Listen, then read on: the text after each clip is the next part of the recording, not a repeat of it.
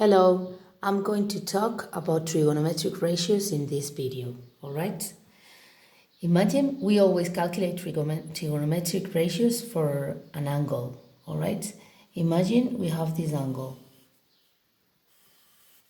This angle could be called alpha. Let's call it alpha.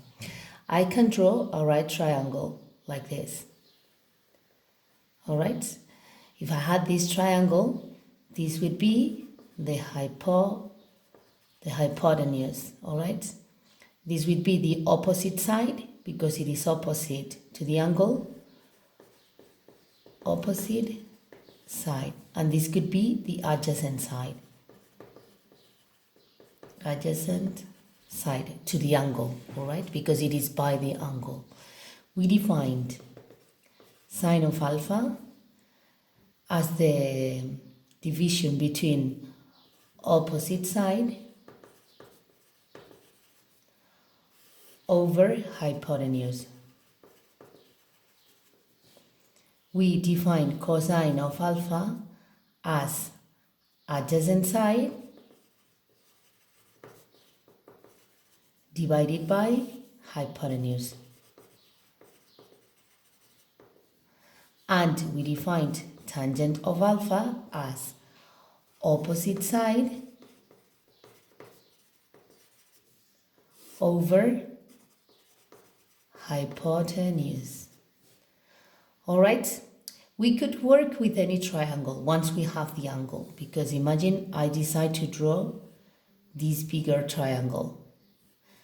The ratios would be exactly the same because this triangle and this triangle are similar. So I can establish proportions. So these ratios would be exactly the same. If I draw a smaller triangle, the same thing would happen. All right. So we can work easily with a unit circle.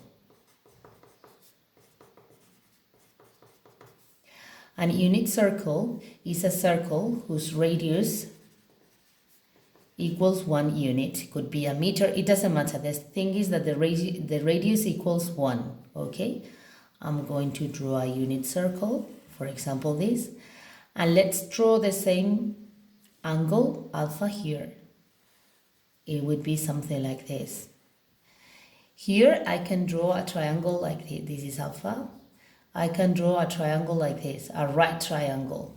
Remember that a right triangle has a right angle. In this case, it is here. This would be the hypotenuse. And in this case, we said that it would be 1 because it equals to the radius, okay? So in this case, the sine of alpha would be this length, that is the opposite side, over the hypotenuse, that is 1. So it would be this side. In this unit circle, this length is exactly sine of alpha. And if we calculate cosine, it would be this length over 1. So this would be exactly cosine of alpha. All right, and tangent of alpha would be opposite side over adjacent side. So it would be sine of alpha over cosine of alpha. This is always true. Okay, because we can work with the triangle that we want, and the trigonometric ratios just depend on the angle, all right? We can find another interesting equation if we work Pythagoras here, Pythagoras theorem. If we apply Pythagoras theorem here, Pythagoras theorem says hypotenuse square equals one leg square plus another leg square. So it would be 1 square equals sine square of alpha plus cosine square of alpha. 1 square equals 1. Sine square of alpha plus cosine square of alpha. This is always true for any angle, okay? And here we can have more conclusions because the value of sine of alpha and cosine of alpha can never be greater than 1. All right, because imagine this is less than 1 because the hypotenuse is 1 and this cannot be greater than the hypotenuse. So if we make the angle grow, the maximum value for the sine of alpha would be 1. And the minimum would be -1, and the same thing happens with cosine of alpha. So sine of alpha must be always less than or equal to 1. All right, and it must be greater than or equal to -1. So it must be between -1 and 1. And the same thing happens for cosine of alpha. All right. We can obtain two more interesting equations if we divide this by sine square of alpha, or if we divide this by cosine square of alpha. All right, I would never memorize them because I can calculate them just doing these easy operations, all right? So if I divide this whole equation by sine square of alpha, I obtain 1 over sine square of alpha would be cosecant square of alpha. Sine square of alpha over sine square of alpha would be 1. And cosine square of alpha over sine square of alpha would be cotangent. All right? And if we divide by cosine square of alpha, we obtain secant square of alpha equals sine square of alpha over cosine square of alpha tangent square of alpha.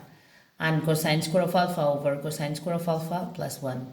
These two equations are very important as well. I didn't tell you what is secant, cosecant, and cotangent. Those are the inverse trigonometric ratios. So I'm going to complete this. Secant of alpha would be hypotenuse.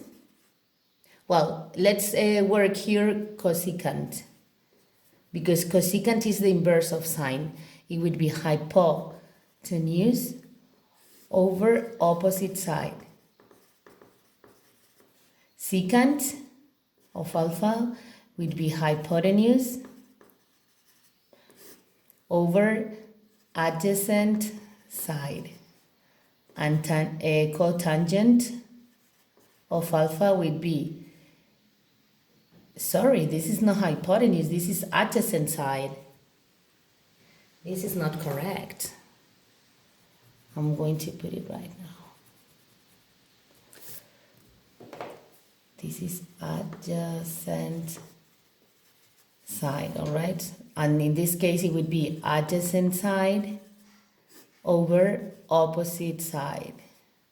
And that's it. I think you have enough with this. But let's imagine one case. Imagine that you have a problem that says, is it possible to have an angle whose sine, for example, is 0.2 and whose cosine is 0.1? Well, they satisfy this condition that they must be between -1 and 1. Both are true in this case. But, for example, they must satisfy this equation always, okay? So what I can do is plug these values in this equation, into this equation, and if they satisfy the equation, it is possible. If they don't, if I square this one plus I square this one, the result must be 1. If it isn't, this combination of sine and cosine are not possible. Okay, I hope this helped you a little bit with trigonometry. You will like trigonometry very much once you understand it. Remember that.